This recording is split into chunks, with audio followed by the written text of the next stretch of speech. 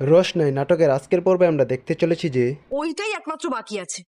বাচ্চা একটা please time frame বলবে আমাদেরকে যে ও কদিন এই বাড়িতে থাকবে?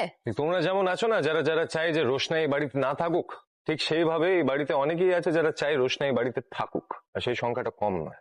একটা মেয়ে এরকম একটা দুর্যোগে এই বাড়িতে এসেছে, কিছুক্ষণ আগেই তার বাবা মারা গেছে, সুতরাং তোমাদের টাইম ফ্রেমটা বলে দেওয়া আমার পক্ষে সম্ভব নয়। তাও তোমরা যখন জানতে চাইছো আমি বলছি, আমি যতদিন চাইবো রোশনাই ততদিন এই বাড়িতে থাকবে, আর আমি যখন বলবো এই বাড়ি থেকে চলে যাবে, তার আগে নয়।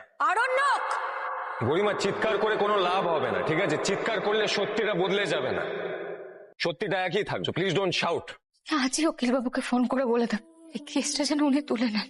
সুরঙ্গবা মুখার্জির নাম, ওনার পরিচয় আমার চাই না।